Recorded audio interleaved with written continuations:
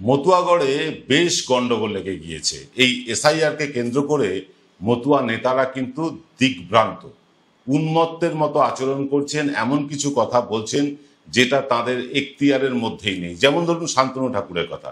শান্তনু ঠাকুর বলছেন যে যাদের নাম এবারের ভোটার লিস্টে বাদ যাবে তাদেরকে আমরা সিএ এর মাধ্যমে নাগরিকত্ব দেব এবং তারপরে ভোটার লিস্টে নাম তুলব, অর্থাৎ এই ভোটার লিস্টে তাদের নাম থাকবে না। বলছেন শান্তনু ঠাকুর যে তিনি নিজেই ভোটার কার্ড তৈরি করে দেবেন, যেটা নির্বাচন কমিশনের করার কথা সেটা নাকি তিনি নিজেই ভোটার কার্ড তৈরি করে দেবেন। এসব অসংলগ্ন কথাবার্তা বলে মতুয়া সম্প্রদায়কে বিভ্রান্ত করার চেষ্টা করছেন এই শান্তনু ঠাকুরেরা। এবং শান্তনু ঠাকুরেরা নিজেদের মধ্যে এতটাই আকচা আকচিতে ব্যস্ত, ভাইয়ে ভাইয়ে বিবাদ, জেঠিমার সাথে ভাইপোর বিবাদ, এরকম বিভিন্ন বিবাদে জড়িয়ে আছে ঠাকুরবাড়ি। এবং তার মধ্যে থেকে কে রুটি সেঁকতে পারবে কত ভালো তার একটা প্রচেষ্টা চলছে ঠাকুরবাড়ির মধ্যেই। তৃণমূল বড় না বিজেপি বড়, বিজেপি দলে ভারী না তৃণমূল দলে ভারী, এই নিয়ে বিরাট ক্যাচাল। আজকে প্রবীর প্লাসে আলোচনা করব তাই নিয়ে।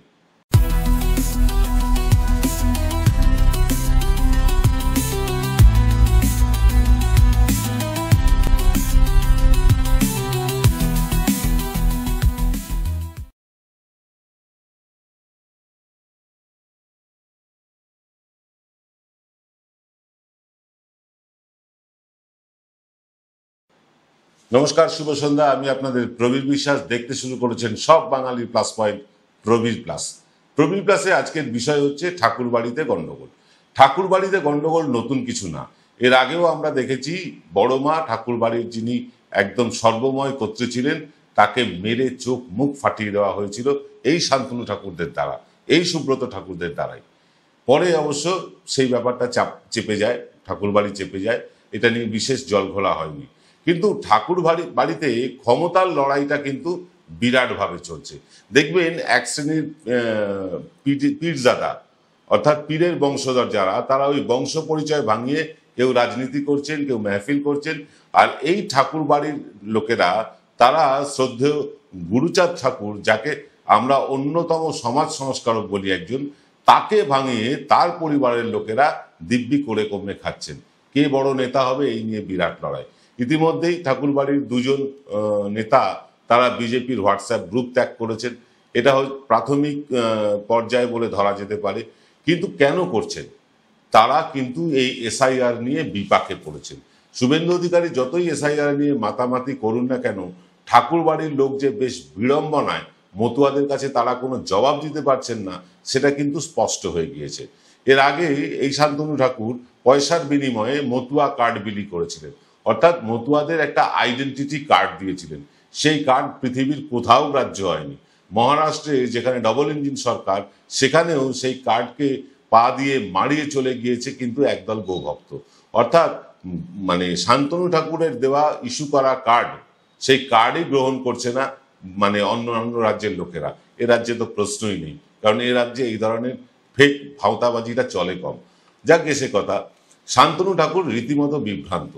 তিনি বুঝতে পারছেন যে মতুয়া গড়ে এবার ধস নামতে চলেছে, কারণ মতুয়ারা বিশ্বাস করেছিলেন শান্তনু ঠাকুরকে একবার নয় একাধিকবার, এবং বিশ্বাস করে তাকে তারা ভোটে জিতিয়েওছিলেন। তাদের আস্থা ছিল যে শান্তনু ঠাকুরই পারবেন তাদের সিএ এর মাধ্যমে তাদেরকে নাগরিকত্ব দিতে। কিন্তু শান্তনু ঠাকুর বারবার ব্যর্থ হয়েছেন। এখন তিনি নতুন একটা গাজর ঝোলাচ্ছেন এই মতুয়াদের সামনে, যে আগে এই ভোটার লিস্টটা বেরিয়ে যাক, ভোটার লিস্টে তোমাদের নাম উঠবে না, এর পরের ভোটার লিস্টে তোমাদের নাম তুলব। কিন্তু গল্পটা অন্য জায়গায়। এইবারের ভোটার লিস্টে যদি নাম না ওঠে, পরের বার সিএ করার সময় যদি বলে যে 2024-25-এর ভোটার লিস্টে তোমার নাম আছে কিনা, বা 25-26-এর ভোটার লিস্টে তোমার নাম আছে কিনা আগে দেখাও, তবে সিএ তে নাম তুলব, তাহলে কি হলো? আমও গেল, ছালাও গেল। অর্থাৎ এই সিএ ক্যাম্প করা হয়েছে এখন বিভিন্ন জায়গায় এই মতুয়াদের নেতাদের সৌজন্যে সিএ ক্যাম্প হচ্ছে। সিএ ক্যাম্প মানে কি? সেখানে গিয়ে একজন অনুপ্রবেশকারী বা একজন শরণার্থী, যাই বলুন না কেন, তাকে গিয়ে সেলফ ডিক্লারেশন দিতে হবে, নিজে থেকে বলতে হবে যে আমি এই দেশের নাগরিক নই, আমি বাংলাদেশ থেকে এসেছি, সিএ তে আমি ফর্ম ভরছি, আমার নামটা তোলা হোক। এতই কি সহজ? সিএ তে নাম তোলার কতগুলো ক্যাটাগরি আছে, কতগুলো কন্ডিশনস আছে।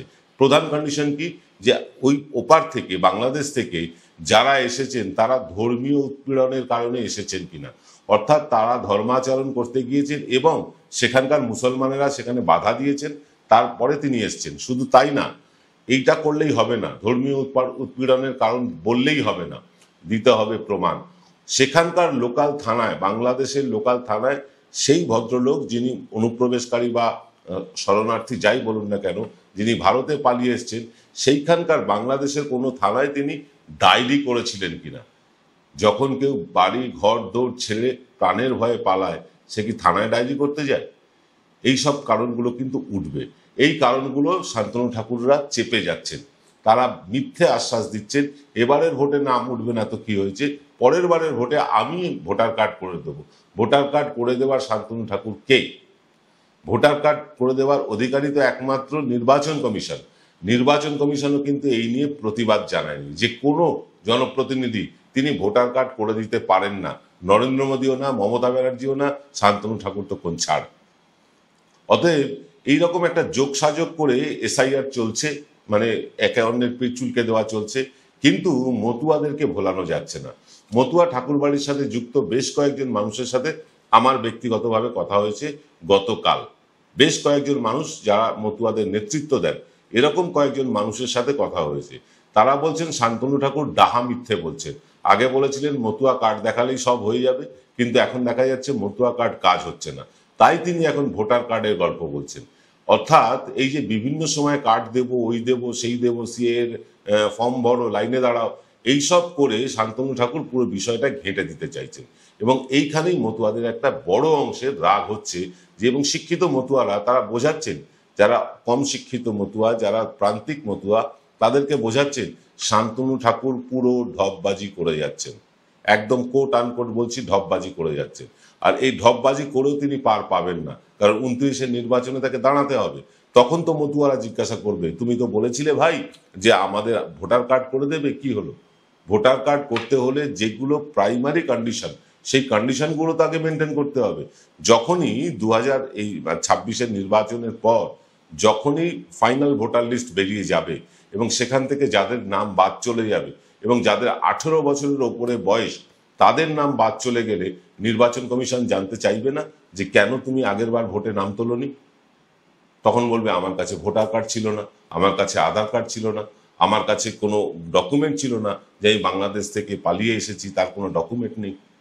তখন নির্বাচন কমিশন বলবে না যে এইসব ডকুমেন্ট আগে পূরণ করো, এইসব ডকুমেন্ট পূরণ করতে গেলে আগে সিএতে নাম তুলতে হবে, সিএতে নাম তুলতে গেলে সেখানকার বাংলাদেশের কোনো থানার একটা এফআইআর এর কপি লাগবে। শুধু তাই না, তিনি যে ধর্মীয় উৎপীড়নের কারণেই এসেছেন সেটাও প্রমাণ করতে হবে। এই এতগুলো প্রমাণ নিয়ে মতুয়াদের সিএ পেতে হবে, এবং সিএ পাওয়ার পর তবে তাদের নাম উঠবে ভোটার লিস্টে। বুঝতে পারছেন গল্পটা কোথায়? এই খুঁড়োর কল দেখিয়ে শান্তনু ঠাকুরেরা একাধিক ভোট পার করেছেন, কিন্তু এইবার কি হবে? এইবার নির্বাচনে দেখতে পাবেন এই যে উত্তর 24 পরগনার বিস্তীর্ণ অঞ্চল এবং নদিয়ার একটা বিস্তীর্ণ অঞ্চল, এইখানে যেখানে মতুয়াদের ভোট বেশি, সেইখানে কিন্তু ইতিমধ্যে মতুয়ারা দ্বিধা বিভক্ত হয়ে গিয়েছেন। আগে যেমন এক বজ্ঞা হয়ে এক চোখে দেখে তারা বিজেপিকে মানে অন্ধের মতো ভোট দিয়েছিলেন, সে এবার কিন্তু আর অন্ধের মতন ভোট বিজেপিতে পড়বে না। হ্যাঁ, হয়তো বিজেপির বেশ কিছু বিধায়ক এখান থেকে পাবে, কিন্তু এটাও ঠিক যে বেশ কিছু বিধায়ক তারা হারাবেও। ইতিমধ্যেই সেই গন্ধ পেয়ে গিয়েছেন বেশ কিছু বিজেপির বর্তমান বিধায়ক, তারা কিন্তু আস্তে আস্তে দলের থেকে দূরত্ব তৈরি করছেন এবং তৃণমূলের সাথে যোগাযোগ রাখছেন। একদম দায়িত্ব নিয়ে বলছি, তৃণমূলের সাথে যোগাযোগ রাখছেন, দলের সাথে দূরত্ব বাড়াচ্ছেন। ফলে আগামী নির্বাচনে মতুয়াগড়েও যে ধস নামতে চলেছে উত্তরবঙ্গের মতন, সেটা নিয়ে কোনো দ্বিমত কারণ নেই। এবং এইটা আপনাদেরকে এক্ষুনি বলে রাখতে পারি, আমরা তো সমীক্ষা করছি, আমরা এক্ষুনি বলে রাখতে পারি মতুয়াগড়ে বিজেপি খুব খারাপ ফল করবে না বা খুব ভালো ফল করবে না। আগের বার যেমন অত্যন্ত ভালো ফল হয়েছিল, সেই অত্যন্ত ভালো ফলটা কিন্তু আর পাবে না। এখনো মতুয়াদের মধ্যে বেশিরভাগ অংশই শান্তনু ঠাকুরকে বিশ্বাস করছেন, কিন্তু একটা মানুষকে কতবার বিশ্বাস করা যায়? একবার, দুবার, তিনবার? শান্তনু ঠাকুর তার নিজের আসনটি সুরক্ষিত যদি 29-এ রাখতে চান, শান্তনু ঠাকুরকে সত্যিটা বলতে হবে। মানুষকে মিথ্যে কথা বলা চলবে না। মানুষ কিন্তু দুবার তাকে ভরসা করেছেন। তৃতীয়বার ভরসা করে যদি মানুষ ঠকেন, তাহলে নিশ্চিত জেনে রাখুন শান্তনু ঠাকুরের সাংসদ পদ আর থাকবে না। আপনারা কি ভাবছেন এই নিয়ে কমেন্ট করে লিখে জানান। দেখা হবে ঠিক রাত 8টায় আমাদের এনকে ডিজিটালের বিশেষ অনুষ্ঠানে। আজকে কিন্তু অনুষ্ঠান করতে আসছেন ডাক্তার অরিন্দম বিশ্বাস। সেই একই কথা আপনাদের বলে রাখি, সারা বাংলার একই স্বর, জাস্টিস ফর প্রদীপ কর। প্রদীপ করের দুঃখজনক মৃত্যু নিয়ে এবং তা নিয়ে রাজনীতি যেটা চলছে তা বিশ্লেষণ করতে আসবেন ডাক্তার অরিন্দম বিশ্বাস। অনুষ্ঠানটি দেখতে ভুলবেন না। সকলে ভালো থাকবেন। নমস্কার।